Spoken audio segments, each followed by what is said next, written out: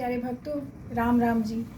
तो सुमेरु पर्वत पर जब प्रातः काल होता है और श्री रामचंद्र जी जब जगते हैं, लंका में सुमेरु पर्वत पहुंचकर जब रघुनाथ जी जगते हैं तो वह सभी मंत्रियों को बुलाकर सलाह पूछते हैं कि शीघ्र बताइए अब क्या उपाय करना चाहिए। जाम्बन जी ने श्री राम जी के चरणों में सिर नवाकर कहा, सुनु सर्वज्ञ सकल उरबासी, बुद्धि बल तेज धर्म गुण राशि, मंत्र कहाओ निज मति अनुसारा, दूत पठाई बाली कुमारा, नीक मंत्र सबके मन माना, अंगद सन कह कृपा निधाना, बाली तनय बुद्धि बल गुण धामा, लंका जाहु तात मम कामा। अर्थात यहाँ सुमेरु पर्वत प्रातः का सुना जाके उन्होंने सब मंत्रियों को बुलाकर सलाह पूछी तो जाम्बन जी उनके चरणों में सिर नवाकर कहा कि हे सर्वज्ञ यानी सब कुछ जानने वाले, हे सबके हृदय में बसने वाले अंतर्यामी, हे बुद्धि बल तेज धर्म और गुणों के राशि, सुनिए मैं अपनी बुद्धि के अनुसार सलाह देता हूँ कि बाली कुमार अंगद को दूत बनाकर भेजा जाए। यह अच्छी सलाह सबके मन में जच गई। कृपा के निधान श्री रामचंद्र जी ने अंगद से कहा, हे बल बुद्धि और गुणों के धाम बाली पुत्र, हे तात तुम मेरे काम के लिए लंका जाओ।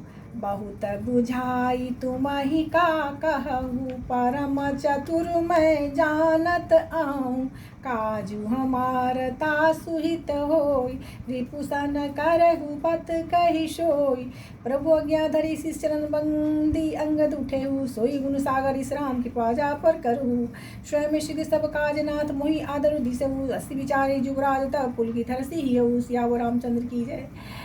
यह अच्छी सलाह सबके मन में जच गई तो श्री रामचंद्र जी ने बाली पुत्र को कहा कि हे अंगद, हे बल बुद्धि और गुणों के धाम पाली पुत्र, हे तात तुम मेरे काम के लिए लंका जाओ। तुमको बहुत समझाकर क्या कहूँ, मैं जानता हूँ तुम परम चतुर हो, शत्रु को वही बातचीत करना जिससे हमारा काम हो और उसका कल्याण करना। प्रभु की आज्ञा सिर नवाकर उनके चरणों में वंदना करके अंगद जी उठे और बोले, हे भगवान श्री रामचंद्र जी, आप जिस पर कृपा करें वही गुणों के समुद्र हो जाता है। स्वामी के सब कार्य अपने आप सिद्ध हो जाते हैं, तो प्रभु मुझको आदर दिया है जो मुझे अपने कार्य पर भेज रहे हैं। ऐसा विचार कर युवराज अंगद का हृदय हर्षित हो और शरीर पुलकित हो जाता है। चरणों की वंदना करके भगवान श्री राम की प्रभु में हृदय धरकर अंगद सबको सिर नवाकर चला।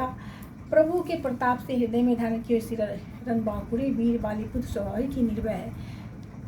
बंदी चरण उर धरि प्रभुताई, अंगद चलऊ सबहि शिरुनाई, प्रभु प्रताप उर सहजय शंका, रणबांकुरा बाली सुत बंका, पुर बैठत रावण कर बेटा, खेलत रहा सो होई गे बेटा, बात ही बात करस बढ़ियाई, जुगल अतुल बल पुनि तरुणाई, तेहि अंगद कहुलात उठाई, गही पद पट के भूमि भवाई, निश्चर निकट देखी वट भारी, जहाँ तहाँ चले न सकहीं पुकारी।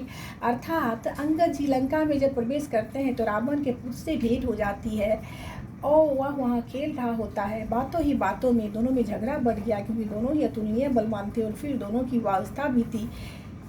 उसने अंगद पर लात उठाई और अंगद ने वहीं पैर पकड़कर उसे घुमाकर जमीन पर दे पटका। राक्षस के समूह भारी योद्धा देकर जहाँ तहाँ भाग चिल्ले, डर के मारे पुकार भी न सके और एक दूसरे को मर्म असली बात नहीं बतलाते। उस रावण के पुत्र का वध समझकर सब चुप मारकर रह जाते हैं। रावण पुत्री मृत्यु जानकर राक्षस को भय के मारे भागते देखकर नगर भर में कोलाहल मच गया। जिसे लंका जलाई थी वही बानर फिर से आ गया है और सारे जो लंकावासी थे सभी राक्षस भयभीत हो जाते हैं कि फिर से लगता है कि वो जो बानर लंका जला के गया था फिर वही आ गया है। अब धोखा करहि कर तारा, अति भीत सब करहि विचारा, बिन पूछे मृगु देहि दिखाई, जही बिलोक सोई जाई सुखाई। सब अत्यंत भयभीत होकर विचार करने लगते हैं कि विधाता न जाने क्या करेगा यह बानर। वे बिना पूछे अंगद को रावण का दरबार की राह बता देते हैं, जिससे वो देखते हुए डर के मारे सूख जाते हैं क्योंकि हनुमान जी ने तो ऐसा कार्य करके आया था कि लंकावासी पहले से ही भयभीत थे और वो बानर को फिर से देखता है तो सब डर जाते हैं। गयो सभा दरबार तब सुमरी राम पदकन सिंह ठव नहीं इत उत चितव धीर वीर बल पन सियावर रामचंद्र की जय।